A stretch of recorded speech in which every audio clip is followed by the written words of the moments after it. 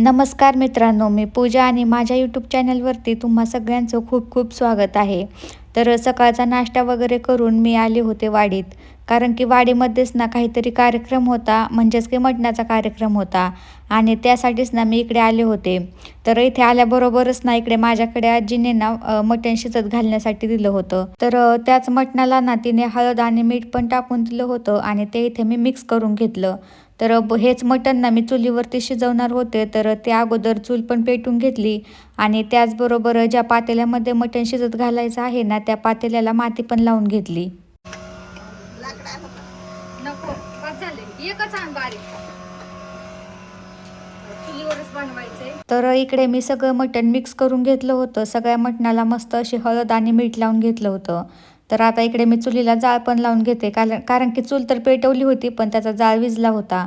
तर इकडे मी चुलीला जाळ वगैरे लावून घेतला आणि आता टाकायचं होतं मला मटण शिजत. या व्हिडिओला मला बॅक व्हॉइस द्यायचाच नव्हता, पण नेमकीच घरी गिरण चालू होती आणि त्या गिरणीचा आवाज ना जास्तच येत होता. त्यामुळे आता ह्या व्हिडिओला मी बॅक व्हॉइस देते. तर इकडे मी मटण शिजत घालण्यासाठी घेतलं होतं. पहिले तर त्यामध्ये तेल वगैरे टाकून घेतलं आणि आजीने पण मला मस्त अशी चूल पेटून दिली होती, म्हणजे चुलीला जाळ लावून दिला होता. आणि तिनेच मला इथे कांदा पण बारीक असा कट करून दिला होता, तोच मी इथे परतण्यासाठी टाकला होता. चुलीवरती आता मटण शिजत घालते आणि त्यानंतर ना मला मटणासाठी लागणारा मसाला पण भाजायचा होता.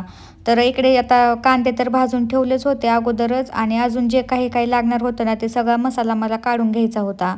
तर इकडे कांदा वगैरे परतून घेतला आणि त्यानंतर ना जे मटणाला मी हळद मीठ लावून घेतलं होतं ना, ते या पातेल्यामध्ये टाकून घेतलं आणि त्याला आता ना एक 2-3 मिनिट असंच परतून घेणार आहे. त्यामध्ये काही लगेच पाणी ओतणार नाही. जोपर्यंत मटणाला स्वतःचं पाणी सुटत नाही ना, तोपर्यंत मटणामध्ये ना एक टिपका पण पाण्याचा टाकायचा नाही. जर आपण थंड पाणी या मटणामध्ये टाकलं ना, तर ते मटण मग लवकर शिजतच नाही आणि त्याची चव पण जाते. आता मी या मटणाला ना एक 4 ते 5 मिनिट असंच मिक्स करून घेते आणि त्यावरती मग झाकण ठेवून देते. त्यावरती झाकण ठेवलं ना, जे झाकण ठेवू ना त्या झाकणामध्ये पण थंड पाणी ठेवायचं, म्हणजे खालच्या मटणाला पण ना पाणी सुटतं. यावरती ना आता मी मटण 1-2 मिनिटं फक्त झाकून ठेवणार आहे. त्यावरती काही लगेच पाणी ओतणार नाही. आणि 1-2 मिनिटानंतर ना परत ते झाकण काढून पाहिलं तर मटणाला मस्त असं पाणी पण सुटलं होतं आणि त्यानंतर परत त्याला 1-2-3 मिनिट मी असंच मिक्स करून घेतलं. मटणावरती काही भांडं ठेवलं ना, त्या भांड्यामध्ये ना पाणी गरम करण्यासाठी ठेवायचं आणि त्या भांड्यामधलं पाणी जेव्हा गरम होईल ना, तेव्हा ते पाणी ना या मटणामध्ये टाकून घ्यायचं.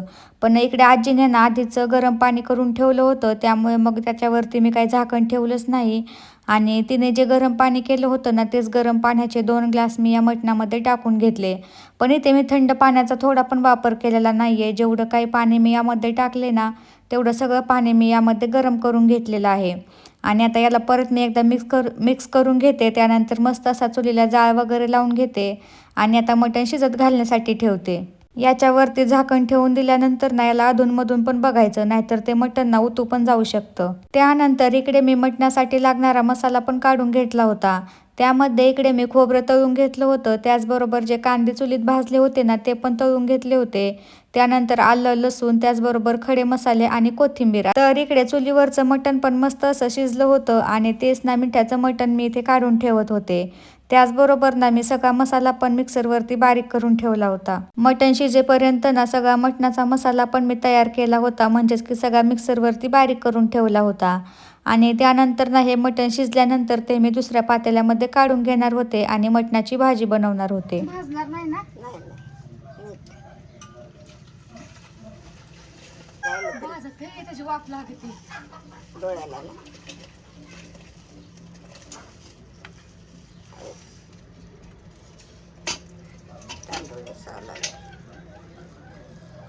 आता हे कसं घेऊन राहिलेलं पाणी घ्यायचं, कोकड्यातलं पाणी घ्यायचं.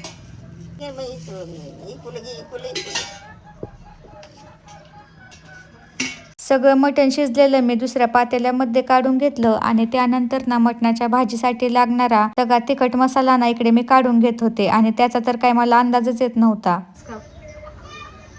अजून घेऊ टाकायचा मटण मसाला. कांदा लसूण नको ना. कांदा लसूण नको. तुला आपल्या भाताच्या बघूयात शिजव ही अख्खी पुडी टाकायची ना. तुला काय टाकायचं तेवढं टाक. मस्त नाही पुढे घरात तसं नाही बाई, तिखट नाही व्हायला पाहिजे.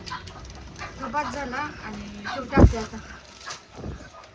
लाल मिरची पावडर टाकायची बस एवढी सा मिरची कट नाही झालं पाहिजे. बस काय एवढं सगळं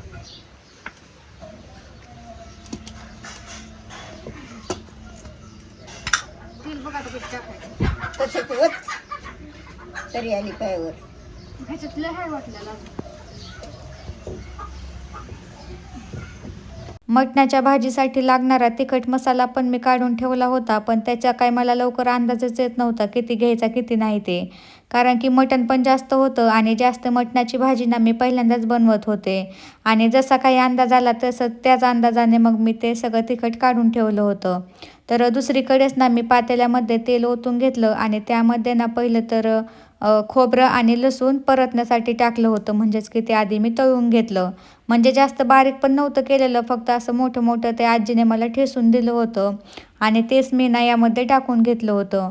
त्याला एक 2-3 मिनिट मी परतून घेतलं आणि त्यानंतर ना मी जे तिखट मसाले काढले होते ना ते पण यामध्ये टाकून घेतले. आता हे तिखट मसाले ना फक्त मी 1च मिनिट त्याला परतून देणार आहे, कारण की जास्त वेळ जर मी परतून घेतले ना तर ते जळू पण शकतात आणि ते काय मला करायचं नव्हतं. त्यामुळे त्याला मी एकच मिनिट मी त्याला फक्त ना हलवून घेणार होते आणि त्यानंतर मग त्यामध्येच ना मी जो मसाला मी मिक्सरमध्ये बारीक केला होता ना तो पण मी यामध्ये टाकून घेणार होते. तर जो मिक्सरमध्ये मी मसाला बारीक केला होता ना ते मी तुम्हाला आधी पण सांगितलंच की त्या मसाल्यामध्ये मी काय काय घेतलं होतं बारीक करण्यासाठी. तर हा मसाला मी ना खोबरं, कांदा, लसूण, कोथिंबीर, आलं, खडे मसाले हे सगळे मी काही वाटून घेतलं होतं आणि त्याचाच मी मसाला बनवला होता.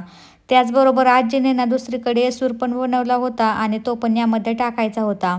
तर जो मसाला मी मिक्सरमध्ये बारीक करून घेतला होता ना तो पण यामध्ये टाकून घेतला. वाटण केलेल्या मसाल्याला जोपर्यंत तेल सुटत नाही ना तोपर्यंत तो मसाला पण ना परतत राहायचा. कारण की मसाल्याला जेव्हा तेल सुटतं ना तेव्हा मटणाच्या भाजीला छान चव येते आणि त्याचबरोबर ना त्या भाजीला तरी पण येते. आणि तोच मसाला जर जळायला लागला ना तर त्यामध्ये ना आपण जे मिठाचं पाणी होतं ना मटणाचं तेच यामध्ये थोडं थोडं करून टाकत राहायचं आणि त्या मसाला मस्त असा परतून घ्यायचा जोपर्यंत तेल सुटत नाही तोपर्यंत. तर आता याला मी एक 7-8 मिनिट परतून घेते. त्याचबरोबर मसाला परतत असतानाच ना त्यामध्ये मी बारीक कट केलेली कोथिंबीर पण टाकून घेतली आणि ही कोथिंबीर जर मसाल्यामध्ये परतून घेतली ना तर ती तरीवरती पण मस्त छान दिसून येते. नाही कोथिंबीर चांगली होय. गौरी कधी येणार आहे? फोन केला नाही? नाही, काल केलता. काल म्हणले उद्या येईल. राहिलं आम्हाला खायला काय मसाला तेल सुटल्यावर चांगलं होतं उलट माहिती का? हे का नाही रे? तुमचं शिजलं का? काय माहित. तू खातो की नाही बोकडाचं मटण? मग मला सगळं जमतंय. मला नाही जमत. गौरी आलं फक्त आम्हाला चिकन आणायला जायचं. कशाला डबल डबल मी नाही खात. खायचं काय नाही होत, सेम असतं. माझं अंग खाज होतं. कसं वाटतंय तुला माझा व्हिडिओ धरून? टाकू पाण्यात तेल सुटले. हा टाक. जास्त वेळ जेवढा आपण हे करू ना तेवढं ते त्याला तेल सुटून द्यायचं. पाऊस येईल काय? हा येईन. हा येईन. गौरी पार 1 वाजता येईन. आता पार 1:30 वाजली आणि लगेच म्हणेन मला जायचंय. पी येणार आहे तिच्या मैत्रिणीला घेऊन. कोणती मैत्रीण? ते स्नेहल गांगर्डे, तिला जेवायला. मटण खायला. हा बाबा अजून ह्याला 2 मिनिट परतून देते. कोणा शाळेत गेला? हा शाळेत का नाही गेला? आज सुट्टी घेतली. मस्त ते टाकू का आता? हा टाक. कसं उचलू आता एवढंही? गरम गरम आहे का? मग काय कसं करू? धरायलाच नाही काय. उभा राहून तर होते डायरेक्ट. मी राहू उभा. लांबून घे. हे ना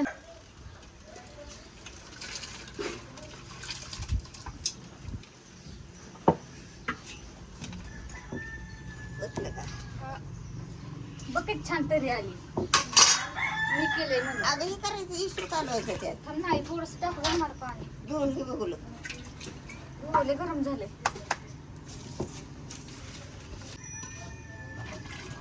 बस का कालू काय इशू त्याच्यात पाणी टाकायचं. गार पाण्यात होई ग नाही लय आता हे कोथिंबीर नको. नको टाकून लई झाली त्याच्याने हे काढून किती घेऊ किती तुझ्या अंदाजे. हा बेसन नाही झालं काय लई बस ह्याच्या आधीच लई घट झालेले. आहे का त्यात काय काय टाकले.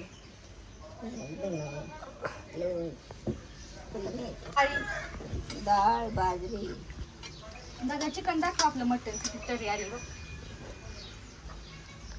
चांगलं झालंय का. हा एकच नंबर. मस्त तर्री बाद झाली.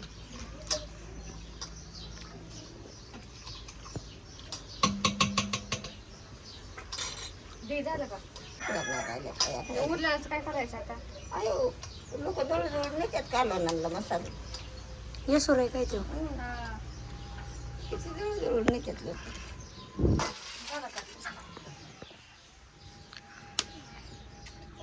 पाणी टाकायची गॅस ह्याच्यात. गरम पाणी पाहिजे त्याला. आता कुठं करू बरं शिगडीवर गरम करून आणावं लागेल. तसं म्हणतात तरी जाते मग थंड टाकल्यावर. मग खाली ठेव ना त्याला कशाला ह्याला थोडं वय. गट्टा हलव ना अगं लय घट झालंय उलट. अजून ते आटणार आहे थोडा वेळ. पाणी टाकायचं विश्वास नको बस झालं. अजून घेऊन तर मी ना बोकडाचं मटण खात नाही म्हणून मला मस्त असं चिकन आणलं आता कोंबडीचं. आणि ते आता मी इथं शिजायला घालून घेतले. आता आल्यावर ते सुक्क करायचं. अगं बाई हलतंय. आई बघ गं मी चालले. तरी 2-3 बाळी गेले अगं आम्हाला घरी नाही जायचं. ती यायचीच करतो संध्याकाळी आम्हाला परत यायचंय माघारी. तिकडे बसली त्याच्यावर लक्ष ठेव. नाही बसणार नाही मी माघारी येणार आहे. भाकरी करायच्या तर वाडीतच ना माझी बहीण पण आली होती. तिने तिचं वाडीत येऊन काम केलं आणि त्यानंतर ना परत तिला बेलवंडीला जायचं होतं. पण जाता जाताच ना तिला दुकानाचा माल पण घेऊन जायचा होता आणि सोबत ना मी पण निघाले होते. तर हा माल फक्त आम्हाला दुकानात ठेवायचा होता आणि त्यानंतर परत वाडीत यायचं होतं. आलो कुरकुरे घ्यायला. सगळेच कुरकुरे तिकडे. तिथं चाललं इकडं घ्यायचं काम चालू आहे. पहिल्यांदाच बघितलंय बाई एवढं. मग कसं काय 2 द्या. हे जेवढं गाडी नाही काय तेवढंच घे. तू आहे की मागं धरायला. हे आपण नाही धरणार असलं. दुकानदारी नाही ही. किती कुरकुऱ्याचे बॉक्स इकडं. शकता गाईज आम्ही चाललो होतो बेलवंडीला हिच्या घरी. आणि आम्हाला परत श्रीगोंद्याला जायचंय माघारी. पण नेमकाच पाऊस चालू झाला. आणि आता आम्ही थांबलोय तिथं रोडच्या साईडला वडाच्या झाडाखाली. लय पाऊस येतोय. तिकडे आमचे कुरकुरे तिकडे गाडी लावली स्कूटी. आता बघू कधी जातोय. नाही लय पाऊस येतोय आणि नेमकंच ना रोडचं पण काम चालू आहे. रोड पण नाही चांगला. बघू आता कधी थांबतोय पाऊस. इथे आम्हाला परत श्रीगोंद्याला जायचं. लय पाऊस येतोय बेकार. तर बघा मी आले माझ्या बहिणीच्या घरी बेलवंडीला. आणि हे आहे तिचं नवीन घर. म्हणजे तिचं नाही आहे रेंटनेच राहते. ते लग्नाआधी पहिला फ्लॅट होता आणि त्यानंतर आता हा चेंज केला आहे. आणि आता ह्या दुसऱ्या फ्लॅटमध्ये आले ते राहायला. अयो ही माझ्याकडे पण आहे. ही कृष्णाचं. तर हा आहे तिचा हॉल. त्यानंतर इकडे आहे किचन. आता ती दिवसभर वाढीत होती त्याच्यामुळे जरा राडा झालाय किचनमध्ये. इकडे गॅलरी काय तुम्हाला गॅलरी दाखवते. इकडे आहे बाहेरची गॅलरी. बाहेरचा व्ह्यू. त्यानंतर हे किचन. इकडं आहे हॉल. हे बघा कसे स्टिकर लावलेत त्यांनी. इथं लावलेत. किती आलते का सगळे हे स्टिकर. इकडे पण लावलेत. त्यानंतर इकडे आहे तिचं देवघर. इकडे कृष्णाची मूर्ती आहे त्यांचा देव. म्हणजे मी होम टूर नाही देत. फक्त मी आले आणि मी पण पहिल्यांदाच आले. नाहीतर म्हणते सगळ्याच बहिणींचं होम टूर देते. इकडे बाथरूम वगैरे. त्यानंतर इकडे आहे त्यांची रूम. तर बघा असं आहे तिचं फ्लॅट 1 BHK. आता आम्ही परत चाललो श्रीगोंद्याला. एकतर लवकर आला असतो नेमका आम्हाला पावसाने चालू गुतलो मध्येच. तिने तिचं आवडून घेतले आणि आम्ही चाललो होता तर परत श्रीगोंद्याला. तर बघा असं बाहेर तिची बिल्डिंग. काही नाही घ्यायचं तिथं नाही काय कोण राहिला ओळख करून घ्यायची. मग काय माहिती बघितलं खुलं पातळी ठेवलं बाहेर लागली सुट लावायला.